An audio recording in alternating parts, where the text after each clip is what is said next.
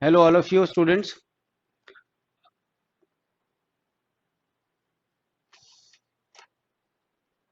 Good afternoon, all of you.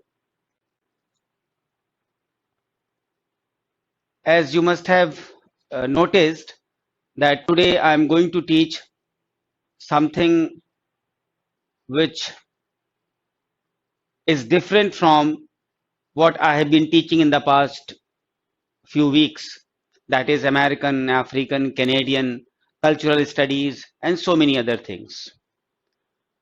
Today I thought to teach you and discuss a very exhaustive lecture on the topic novel, and so many types, so many different things, the popularity of this form of writing, types of novel, and age wise. Keeping in mind that the portion drama, drama, poetry, fiction, non fiction जो चार हम आपको already करा चुके हैं, उसमें fiction में मैंने बात जरूर की थी.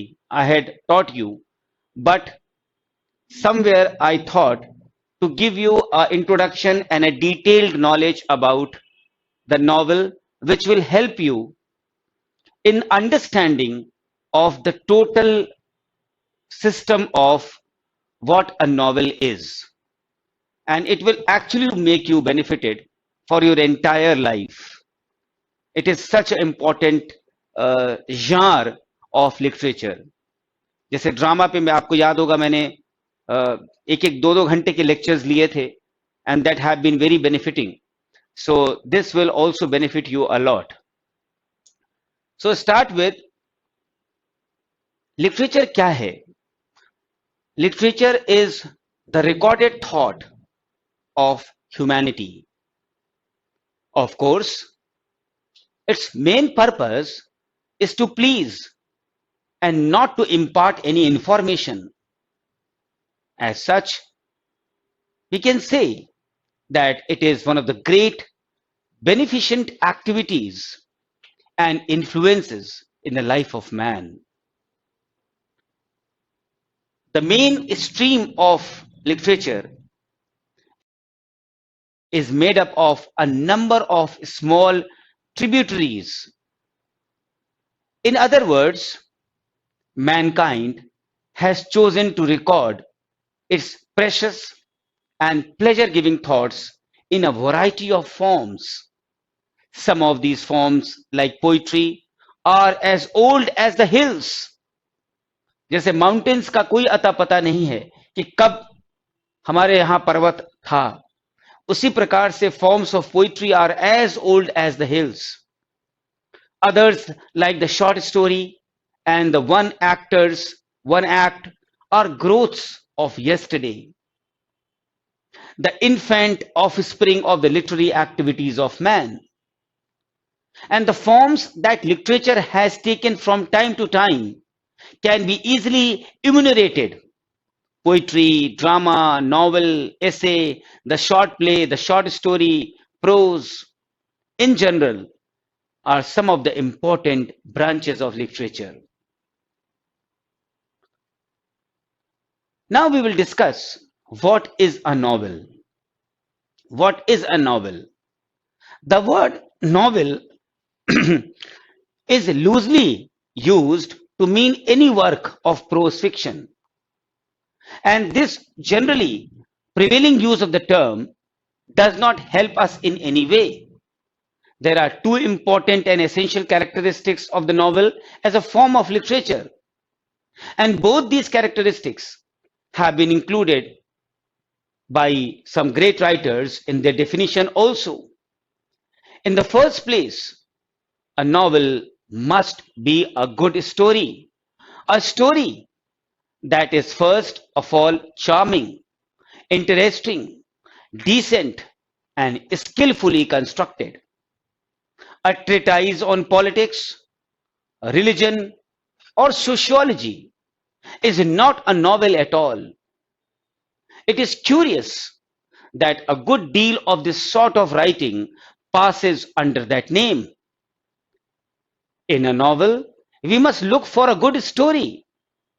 It does not require any subtlety of intellect or profundity of thought to know a good story from a bad one. And from its infancy, humanity has possessed a love for storytelling and story hearing. A child could tell an interesting story from one that is dry and loosely constructed.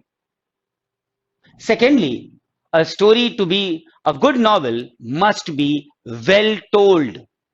And the expression well told implies suitable connection of parts as well as charm of the manner of narration. And yes, style plays its own part. कहते नहीं ये बहुत stylish है ये चीज. Why we go for style? क्योंकि style अपना एक अहम रोल प्ले करता है. A very large number of so-called novels are far from being stories. Of the rest, only a few are good stories. Fewer still are well told. And now, when we discuss the history of English prose fiction, it has, fortunately or unfortunately, become customary to draw a line of demarcation between a romance and a novel. You must have heard the name of Clara Reeve. Clara Reeve in 1785, when the English Romantic movement was at its great height, roughly sought to draw a distinction between these two words. And according to Clara Reeve, the novel is a picture of real life and manners and of the times in which it is written. The romance, in lofty and elevated language, describes what never happened nor is likely to happen. And the novel gives a familiar relation of such things as pass every day before our eyes, such as may happen to our friends or even ourselves. And this distinction of Clara Reeve, as will be observed, is incomplete and also defective. It does not cover all the cases. There are, for example, works of fiction which deal with historical events and characters in a manner that is intended to be scrupulously accurate. Clara Reeve's nomenclature does not take into account books of this class. These works, according to Clara Reeve, and those who are on her way of thinking, could not possibly be either romances or novels. And the fact is that it is not a style that creates the main difference between a romance and a novel, nor are romances only such works as describe the fantastic or the impossible adventures. A romance is a story in which the events, not the characters, are given prominence. A novel is a story where the chief interest lies not in the events, but in the development of the characters. The Mill on the Floss by George Eliot is perhaps the best illustration. And we find a magnificent fusion of the novel and romance in Thackeray's Henry Esmond. Clear? So now I'll discuss what has been the reason of the enormous popularity of the novel. Why the novel became enormously popular. The novel was actually something which was predominant form of literature at the beginning of the 20th century, and it retains its immense popularity even today. The short story and the short play are no doubt a menace to the advancing popularity and increasing respectability of the novel as a form of letters. No exact popularity of the novel is easily explained in view of the increasing demand for reading. And formerly, the number of people for whom reading was either a refuge or a stimulation was comparatively small. Towards the close of the 19th century, millions of people discovered the pleasure or the aestheticism or the aesthetic of books. And much has been written about the origins of the English novel. कि ये novel आई कहां से? अब आपको याद आएगा कि जो कुछ भी मैंने आपको ब्रिटिश में सब कुछ पढ़ा चुके हैं, how this filtration is going to come in this lecture. बहुत कुछ लिखा गया है कि नॉवेल का ओरिजिन कैसे हुआ. There have been many learned discourses upon the sources of Morte d'Arthur and the Arcadia. Much has been written about the invention of the dramatic spirit and form, the form which sprang in the great measure the art of fiction. Scholars, historians of the novel have expended a good deal of their learning over the whole problems. The desire to tell stories, the love to hear them. It has always been the oldest things in the world.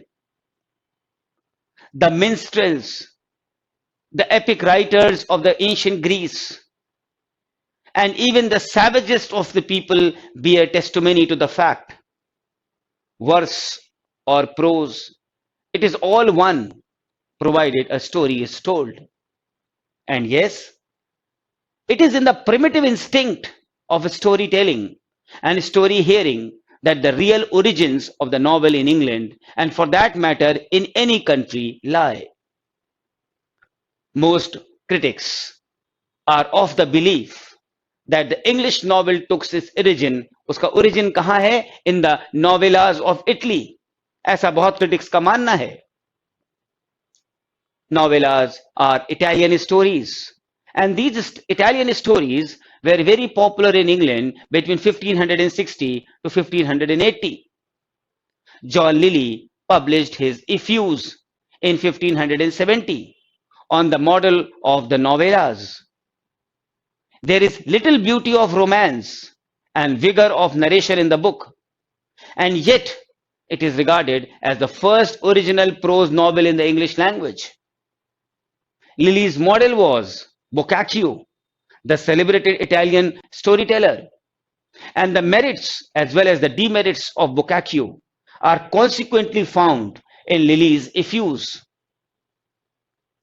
The enormous popularity of the drama almost killed the novel, and no work of the type worth the mention was produced. And with the advent of the age of Queen Anne, English prose fiction regained the position it had temporarily lost during the Elizabethan era. Addison and Steele, two names prominent in the history of the English essay, wrote a number of social sketches which contained in them what was to play an important part in the development of novel in English. And the proper novel depends on character delineation and experience recording rather than on the vivid narration. The social sketches from the pens of Addison and Steele were but the character painting which formed the nucleus of prose fiction.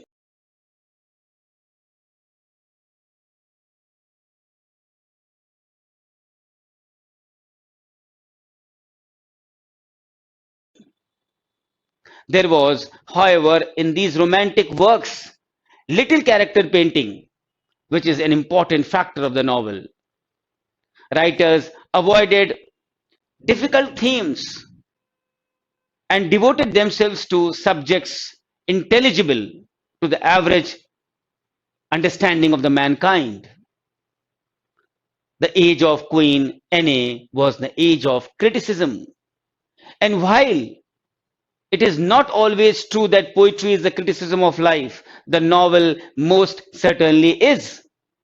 As a critic has so wisely remarked, the social sketches of the spectator only required a greater unity and a sustained evolution of character to become a serial novel. And this was achieved to a considerable extent by Bunyan, Pepys and Daniel Defoe. बनियन का नाम लेते हैं तो Bunyan's Pilgrim's Progress was for long considered inelegant and plebeian, and its marvelous power of direct narration by the powerful strokes, its living delineation of character, and its steady movement, however, were soon noticed and appreciated by all classes of people. Few earlier writers have shown in so great a degree the faculty of constant readiness to note the value of the trifles in the art of life as Pepys, and his appreciation of facts, of realities, and of things is very relevant to the works of the writer of the novels. The name of Daniel Defoe brings us to the first writer of English novels, one in whom readers can recognize and revere a modern master. If we talk about his Robinson Crusoe and the other novelettes, he achieved the unity of construction and the evolution of character, which are essential to the art of novel writing.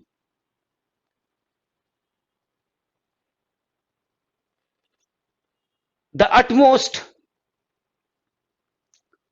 can be said in praise of Edison, Steele, Bunyan, Pepys, Defoe is that their works are beyond all the reckoning true to reality, to the genius of persuasive narration, to the powers of alert and faithful storytelling, and they are but the forerunners of the English novel proper.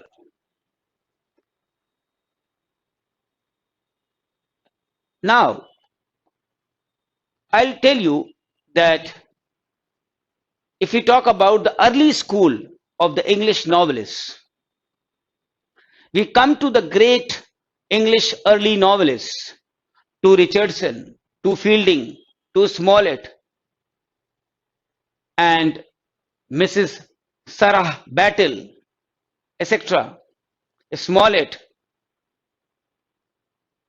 But from these lovers who constantly converse with them, the great three, in a very English way and upon a vastly lower level, have something of the inseparable love and reverence which the three great tragic Greeks will always have.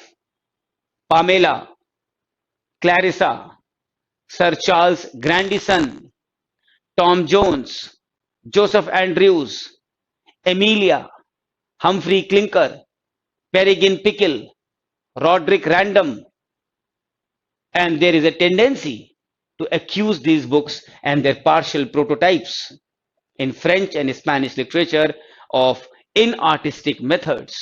The digressions, the interpolations, the reflections, the leisurely pace, the dalliance with every passing thought and sentiment.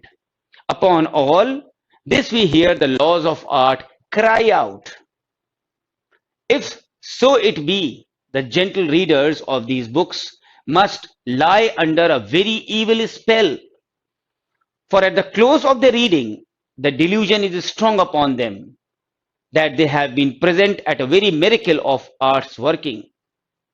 All the wayward wanderings from the straight path in the matter of epistolary episode letter form, the meditative diversion, the irrelevant narratives seem to have been necessary to the complete expression of the writer's mind. There are two kinds of old books full of charm: the stories which take the road and put up the inns and fall there into singular entanglements.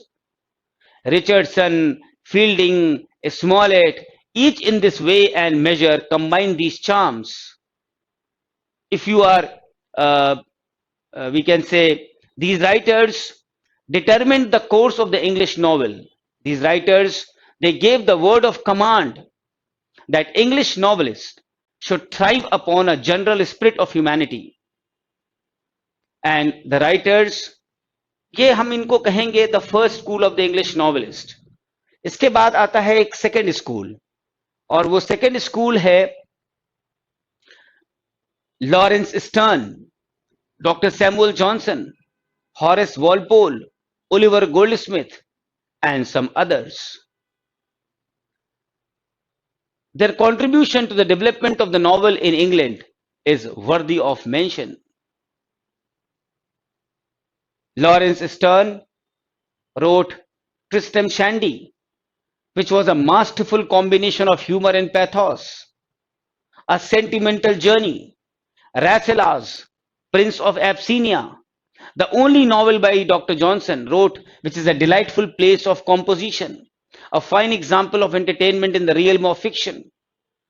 Rasselas was published in 1759, the year in which Lawrence Sterne published his Tristram Shandy.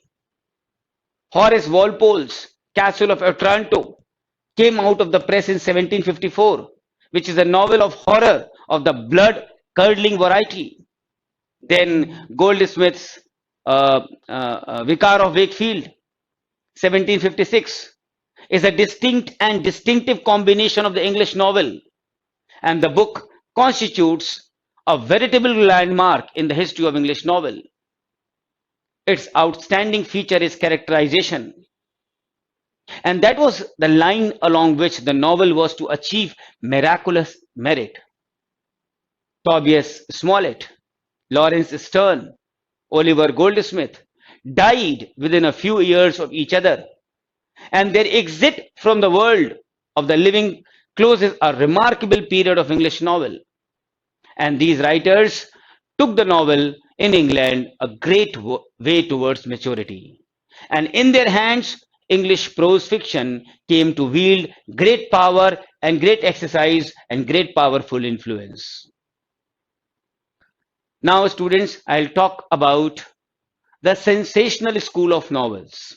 These are very important things for your English knowledge as a student of English literature. The sensational school of novels. About 40 years after the death of the novelist of the second school, we came across some typical novels. The novel of the tea table came into vogue. And this time, this class of novel owed its existence to the rapid increase of refinement in conversation. Its theme was domestic manners. And the best example of the sensational school of novel is by Frances Burney's Evelina. Frances Burney's Evelina, which saw the light of the day in 1778. 1778. A special impetus was given at this time to the novel by the writings of Mrs. Anne Radcliffe, who popularized the sensational school of Horace Walpole's Romance of the Terror. Radcliffe's vigorous and thrilling stories paved the way for the revival of romance. Women novelists now held the field.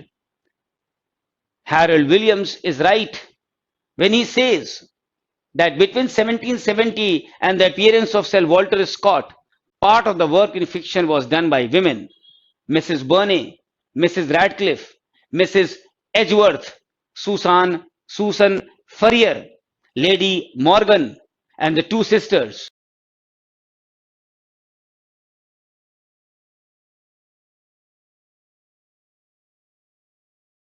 Jane and Maria Potter. These are some of the notable names under the women novelists. It was this very sensational school that gave rise in the beginning of the 19th century to the novels of the psychological satire and the romance of the historical imagination.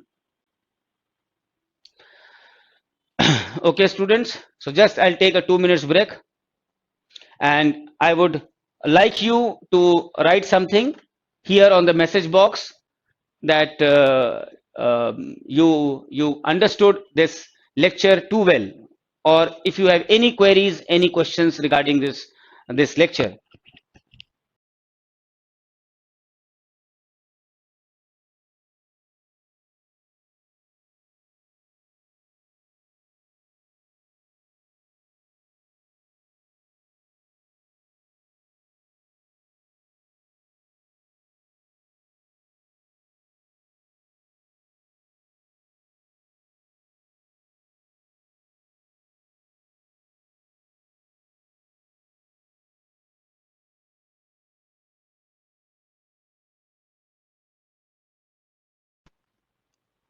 I would just like to know that while we were studying other literatures now, so this decision which I took to give you a particular lecture on the novel, a single 1 hour lecture, where I am covering each and everything.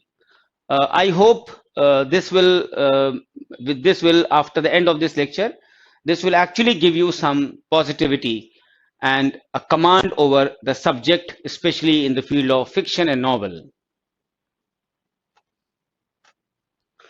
So I have always been suggesting and telling students that the history of English literature has to be uh, has to be, what should I say?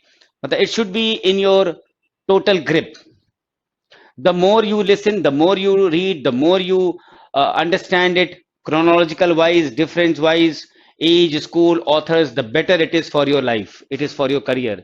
Because you are going to face n number of interviews, you never know where, what, and what they are going to ask. So यही सारे lectures हमारे, यही सारी चीजें, यही आपको जो विद्या दी जा रही है, यही सब आपके पास स्टोर होगी और यही लाइफ में आपको काम आएगी. So to uh, continue with this lecture, now I'm going to discuss with you the Romantic school. The Romantic school. And this Romantic school saw its appearance with Sir Walter Scott. And Walter Scott is a landmark in the history of English prose fiction. This Wizard of the North, as he is often called, the Wizard of the North. And he started a new era, that is of the Romantic school of English novel. Wordsworth, Coleridge had introduced the Romantic revival in poetry, and this revival reached its culmination in the sense in the works of Sir Walter Scott. Scott displayed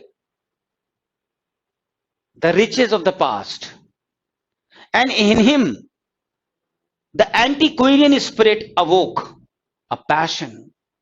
It imposed upon him a duty and a service of romantic patriotism.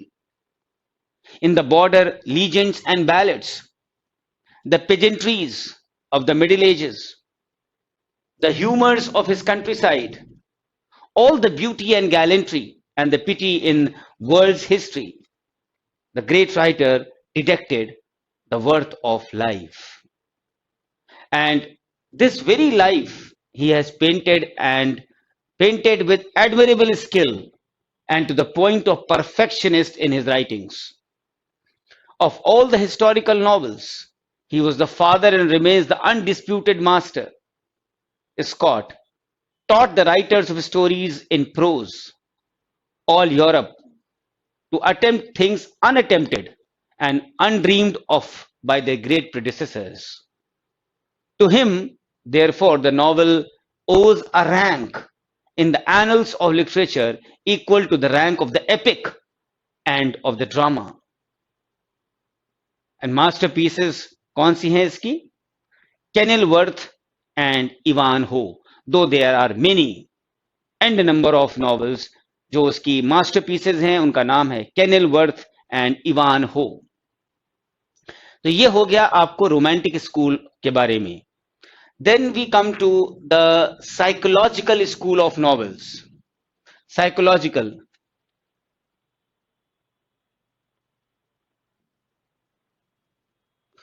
get practice through the compression passage from novel, please. Rabindra, I could not understand your question at all. Uh, the psychological school of novels. In the novels of Jane Austen, Pride and Prejudice, Sense and Sensibility, and others, appears the most delicate genius that has yet found expression in the English novel. And she is the representative of the modern psychological school of novel. And while the romance reached its climax in the hands of Scott, the analytic novel reached perfection in the works of Jane Austen. In her work is displayed wonderful power of character delineation, a humor which ripples gently through the scenes, a patience which never tires. And Scott has paid a handsome tribute to her when he said that she possessed an exquisite touch which was denied to him. Thus, the social novel developed side by side with the romantic. And for a quarter of century, these two parallel streams of fiction flowed on together, unimpeded and unhindered, fertilizing the whole field of English literature. And this very combination gave its popularity to the novel in England, and the market was flooded with novels. The taste for the reading novels grew enormously. The social school, the romantic school, in conjunction, asserted ever since their empire over a vaster and vaster domain. The high position of the novel in the modern English literature is mainly due to the efforts of Jane Austen and Sir Walter Scott, particularly of the latter, under whom this species of writing assumed a rank which belongs to the work of Homer, Dante, Shakespeare, and even Goethe. Now we come to the novels of the early Victorian age. The Victorian age is to the English novel what the Elizabethan age is to the English drama. And the Old English novel took its wide range and the loftiest flight in the writings of Dickens and Thackeray. Both are giants of English prose fiction, frequent rivals in the race for fame and fortune. Both added a whole yard to the stature of English novel. And Dickens possessed a rare power of invention and has contributed the largest number of permanently interesting characters to English fiction. Pickwick Papers, published in 1838, created an epoch in the history of English novel. David Copperfield, his masterpiece, is an autobiographical piece of composition. A Tale of Two Cities, published in 1859, exactly 10 years after his greatest work, the story of slow evolutionism in England and swift revolutionism in France. But these are only a few of the long list of the novels written by Dickens. And these books were read by all and sundry with the greatest interest and the highest admiration. People read Dickens' pages and rubbed their eyes with wonder at the inexhaustible fund of humor in the armory of this writer. Thackeray, the great contemporary and the twin genius of Dickens, was too a great force in the literature of his time. And he remains one of the greatest novelists that England has so far given birth to. Fame has, upon the whole, been very kind to this writer, who was a perfect gentleman and was characterized by no narrow prejudices. A chivalrous, magnanimous, essentially noble character, Thackeray has, however, taken up himself in his novels the role of a critic journal. His books are but commentaries on what he saw. He saw the follies of mankind with the sharp sight of the humorist. His Vanity Fair astonished the whole of the English reading world. His best book, however, is Henry Esmond, which got published in 1852. And Thackeray is one of the greatest masters of his style in English literature. Okay.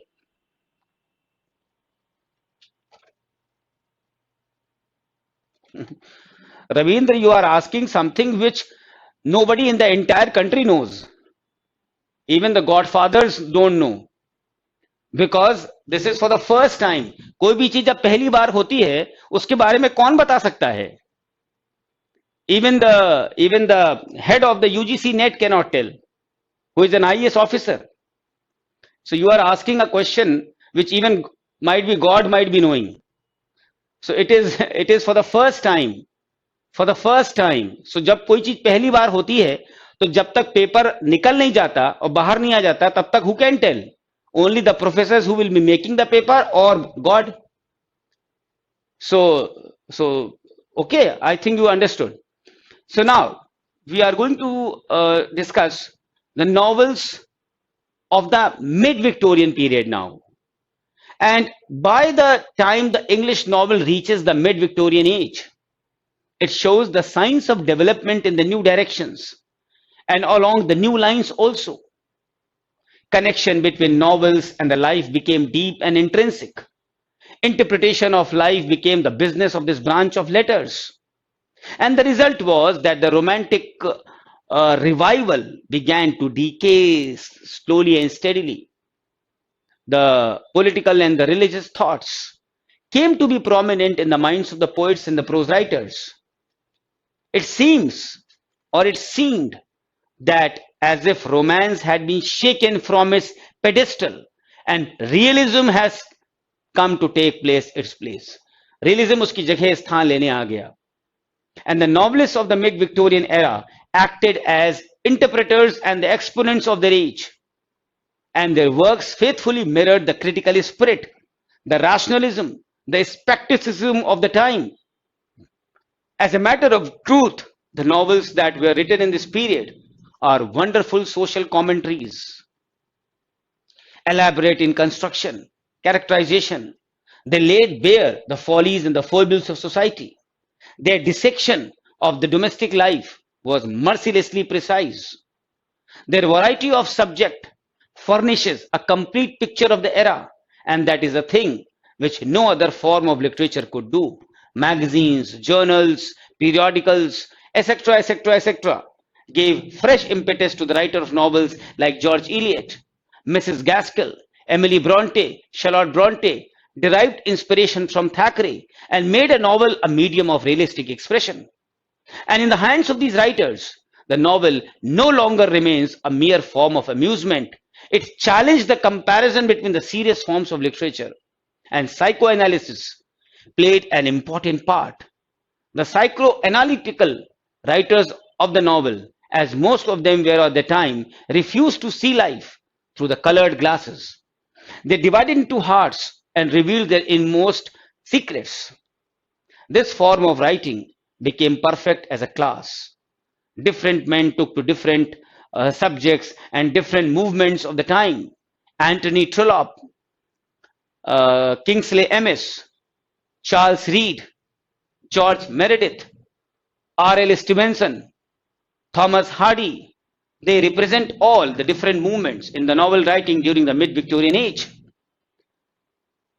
So the writer of the novels in this age was mainly concerned with the exploration of the human heart. And other remarkable feature of the novel of the later Victorian era is the tendency for specialization. Every writer makes one particular aspect of modern life his province, अपनी वो area बना लेता है, and portrays it to be the best of his lights. And such treatment resulted in subdivision of labor, every phase of life receiving a special attention, and the frontiers of human knowledge were extended through the efforts of these writers. And all the great activities of the time, industrial, political, artistic, religious, were tackled by specialists and thus made known to the public. Now, the last, the 20th century novel. ऐसा कहा जाता है कि जो बड़े writers हैं, great writers, often कम इन pairs, जोड़े में आते हैं, and Hunt the public in couples. Richardson and Fielding, Scott and Jane Austen, Dickens and Thackeray, Tennyson and Browning. For example, these are the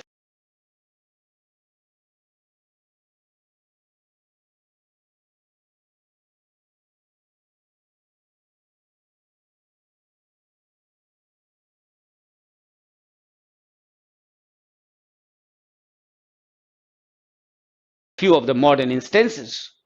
They often come in pairs and hunt the public in couples.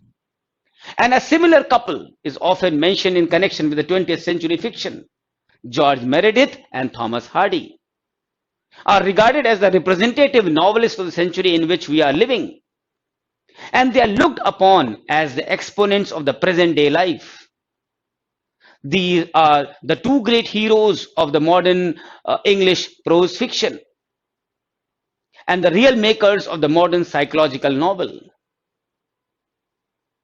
Dinah of the Crossways, The Ordeal of Richard Feverel are two great novels of Meredith.